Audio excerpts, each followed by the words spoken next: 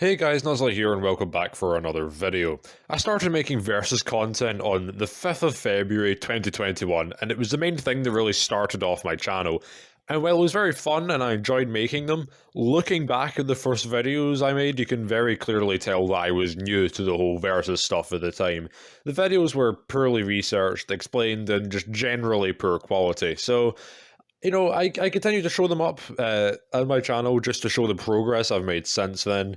This video will basically be me looking back at one of the old videos I've made and redoing it with the powers of foresight and better knowledge.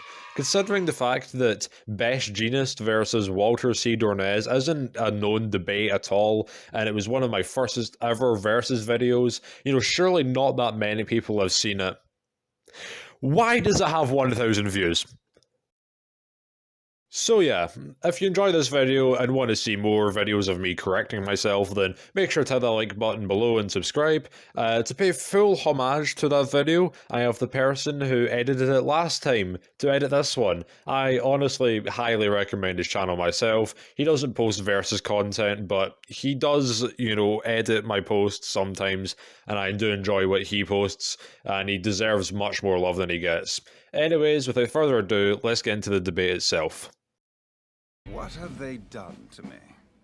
Obviously, I've been captured, brainwashed, and turned into a vampire, then forced against my will to tear my friends and masters to bloody shreds. Was that the sort of explanation you were hoping for? Starting things off, I'll look at Walter first, and I think it's important to note that I'll be looking at Vampire Walter, just so I can give him everything he has access to, and also so he's at his strongest. Walter is most well known for his feat of when he used his wires to tear down entire skyscrapers. However, if we want to scale Walter to an even higher level of power, we'll have to look at Alucard.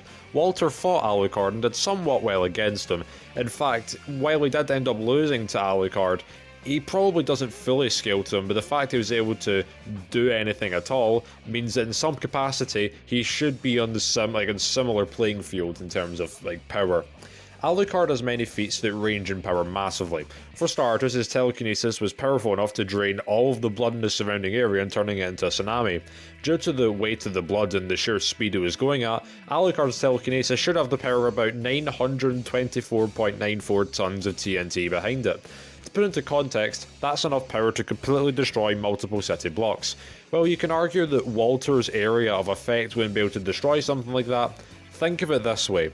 If a small object was durable enough to survive a bomb that could destroy these multiple city blocks, then Walter would be able to cut through it no problem. And that's the type of attack potency we're dealing with, currently.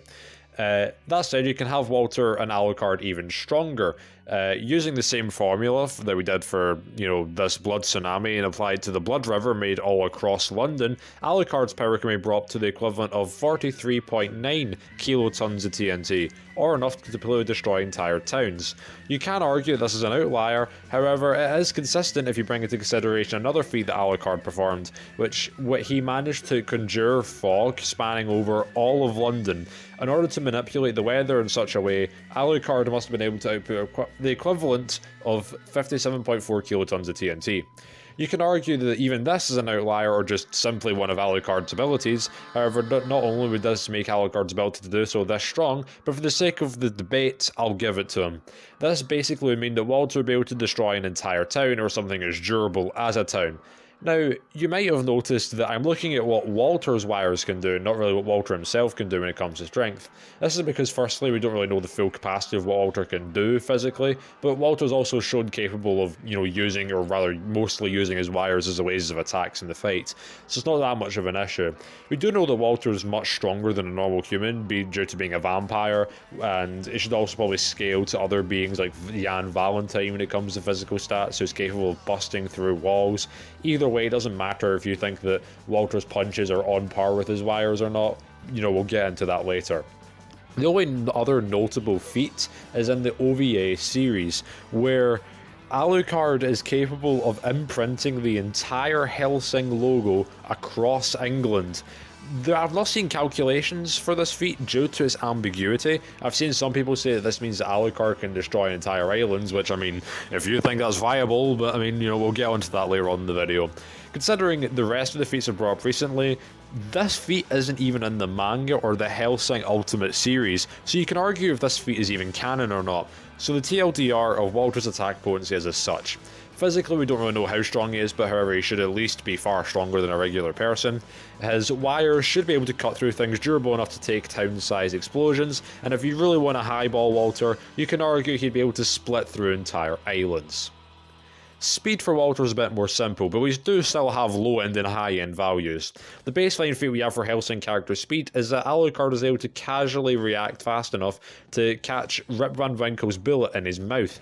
This will require Alucard's casual speed to be around 83,000 miles per hour, or about 109 times faster than sound.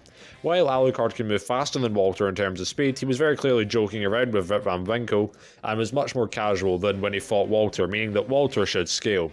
You can argue that Walter's even higher, however, if you consider the fact that Alucard can manipulate shadows. Shadows themselves can move at the speed of light, so if you imply that Alucard can move as fast as he can manipulate shadows, then he could move at light speed. Walter's abilities mostly boil down to how he's able to use his wires. For example, he can control seemingly an endless amount of micro wires which can use to create shields. He can also control people via his wires. He's a master in hand-to-hand combat, he has regeneration, he has enhanced accuracy and perception, and also immortality. Now, there are different kinds of immortality. Walter isn't just immune to death completely. Walter is mostly immortal from the context of dying of natural causes and age due to his vampiric. Due to all of his abilities and powers, however, Alucard does have a fair share of weaknesses. While his own stamina is above average, Walter's body does have some limitations on his combat readiness, as his vampiric form is unstable and constantly deteriorating, and over time he will eventually deteriorate, especially through combat. Walter is also very overconfident when he has the upper hand, and should be vulnerable to sunlight, silver, and blessed weapons. I have to correct people like you. It's part of my duty to society. Heroes and villains are cut from the same cloth. So your job here is to watch me. I'll show you what makes someone a hero. Best Jeanist, on the other hand, is much more simple for the most part. We don't really know how physically strong he is like Walter, but this time we don't really have a gauge for, say, how strong he can punch. However, the strength of his wires are pretty insane. He's able to restrain multiple Nomus simultaneously. All these Nomus were stated to be on par with the high-end Nomu named Hood, who was stated to be more powerful than the Nomu that attacked All Might of the USJ.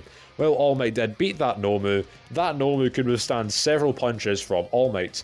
All Might's singular punch could create massive storms and hurricane winds, requiring his power output to be equivalent of 735 gigatons of TNT, or enough to wipe out entire large islands. This should somewhat scale to Best Jeanist's durability, due to being able to take an attack from All For One, who could go toe-to-toe with All Might. The only issue with this, however, is the fact that this wound would have very easily killed Best Jeanist if he had not received medical attention immediately, so he would have realistically died. But the fact that he survived this attack at all is pretty important, because it would have killed Mountain Lady, who is capable of taking attacks from Dabi. Dabi was stated to be on par with Endeavour, who could vaporise the Hood Nomu with a singular massive blast.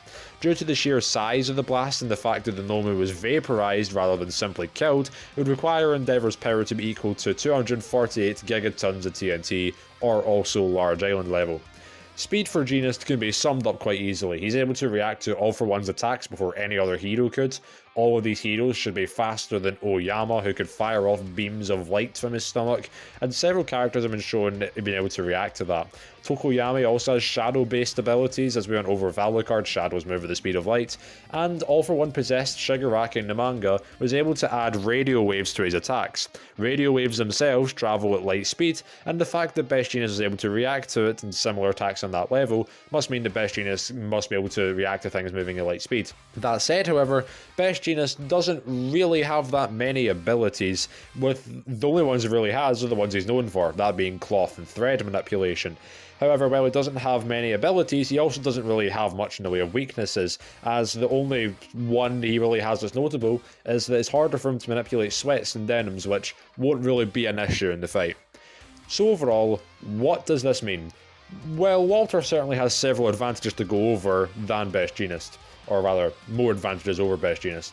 He's likely physically stronger due to a lack of physical feats on Jeanist's end, and is far more versatile and has far more abilities.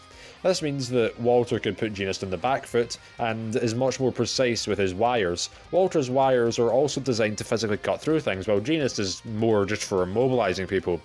However, Best Jeanist also has plenty of advantages too. His wires are shown physically stronger than Walter's due to being able to restrain more powerful beings than Walter can cut through. While yes, Walter's wires are made of steel and Jeanist's are made of thread and cloth, it doesn't really matter much. If Walter was in My Hero Academia, or if Best Jeanist was in the Hellsing, looking at narrative, then I would argue that Walter's wires would be stronger through the simple logic of steel is more durable than threads. However, when it comes to, what steel wires do you know are able to cut through things durable enough to survive small nukes? When it comes to fiction, we can't really assume that materials are as strong as they are in the real world, especially when they blatantly show otherwise. There isn't any cloth in the world that's able to restrain people who are more powerful than the Tsar Bomba. No, I am not joking, the prototype of the Tsar Bomba is weaker than the punches that All Might can do. So the sort of logic doesn't really apply here. I mean, for context, Alucard could create some fog over a city, while All Might could create large hurricane storms, and I think you can tell the difference here. In fact, if we look at the calculations and do some simple conversions here, Best Jeanist's wires would be over 12,000... In fact, if we look at some calculations and we go over here and make some conversions, Best Jeanist's wires would be over 12.8 million times stronger than Walter's. Basically meaning that if Best Jeanist gets caught in Walter's wires, then he's not really going to get free. But would Best Jeanist be fast enough to do so? Even if we take the high-end speed for Walter, Best Jeanist would still edge him out. Walter is able to keep up with but still lost to Alucard, who can move at the speed of light, while Best Jeanist is faster than people who are already moving at the speed of light. While yes, Jeanist wouldn't be fast enough to completely blitz Walter before he could react, he would still be faster. Walter's regeneration could be the very thing that could keep him in the fights. However, considering the fact he can break down and fall apart, all Jeanist has to do is outlast Walter, and considering how he's minorly faster and much more durable and can take all of Walter's attacks, I don't really see how Walter could take Jeanist down. That said, however, what if we take island level Alucard? While Best Jeanist would still be stronger, would the outcome be much different? Well, it's a bit difficult to say. While Jeanist could still take attacks from Walter, Walter would deal significantly more damage than previously due to the stat gap being much closer. Although, would it be enough for Walter to take Jeanist down? Jeanist, he probably could get taken down by Walter, but he would kind of have to sit there and let it happen. Due to his superior wires and speed, it requires that, Walter needs to hit him. And, the baseline amount of power needed to destroy an island is 4.3 gigatons of TNT. So putting in that numbers, Jeanist would be over 171 times stronger. That's still a lot, but it doesn't fully scale to his durability, and the multiple wires that Walter has can attack Jeanist very quickly, so it isn't too far out of Walter's reach for him to win. In fact, if we look at the value for Jeanist's durability, then Walter would be able to attack Jeanist 58 times in order to damage him or really kill him. And considering the fact that this is Jeanist's highest possible durability, you can argue that Walter would still be able to kill Jeanist with even less attacks than that. The fight could really go either way, but considering the fact that Walter has to hit Jeanist a ton of times while Jeanist is still a bit stronger and faster, it'd certainly still be extremely difficult for Walter to win. It wouldn't be completely improbable, as I said, but it's just more likely that Jeanist would be, able to last long enough that Walter would lose. And remember, this is using a feat that's widely considered not canon, so the fight might not even be that close. If you enjoyed this video, then make sure to like, comment and subscribe, and I'll see you all next time.